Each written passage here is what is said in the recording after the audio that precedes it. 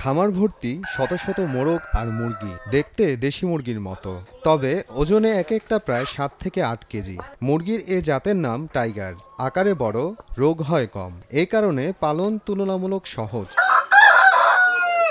খামারের মালিক শামীম আল মামুন রনি পড়াশোনা করেছেন ডিপ্লোমা ইন ইঞ্জিনিয়ারিংয়ে, লেখাপড়ার পাট চুকিয়ে যুক্ত হয়েছেন ব্যবসায়। 2020 সালে গাজীপুর থেকে 150টি টাইগার জাতের মুরগির বাচ্চা নিয়ে শুরু করেন খামারটি। মুরগির ডিম উৎপাদন এবং বাচ্চা বিক্রি করে হয়ে উঠেছেন সফল উদ্যোক্তা।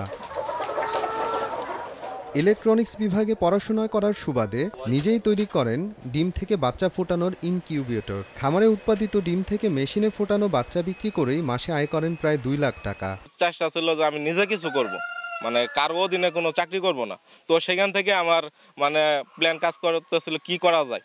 তো আমি খোঁজ পেলাম যে টাইগার মুরগি খোঁজ পেয়ে পরে গাজীপুর থেকে আমি একদিনে বাচ্চা নিয়ে আসলাম। মুরগি থেকে ডিম উৎপাদন করে বাচ্চা প্রজনন করতেছি ইনকিউবেটরের মাধ্যমে।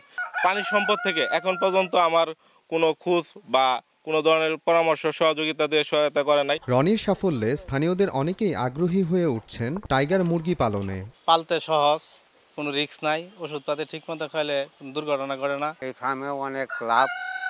এই ফার্মে প্রতিটা মুরগি 8-10 কেজি করে ওজন। খামার দেখে আমারও ভালো লাগলো।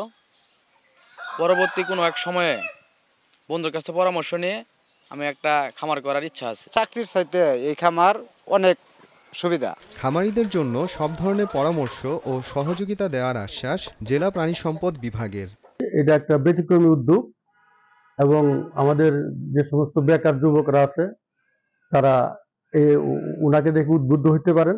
কোনো রকম কোনো সমস্যা হয় মুরগি পালনের ক্ষেত্রে, সেই ক্ষেত্রে আমাদের কাছে উনি যদি আসে আমরা তাদের বিভিন্ন সহায়তা, পরামর্শ এবং চিকিৎসা বিষয়ক বিভিন্ন পরামর্শ আমরা অবশ্যই প্রদান করব। প্রতি মাসে গড়ে 3000 বাচ্চা উৎপাদিত হয় রনির খামারে। এক একটি বাচ্চা প্রকারভেদে 65 থেকে 100 টাকায় বিক্রি হয়। সময় সংবাদ, শেরপুর।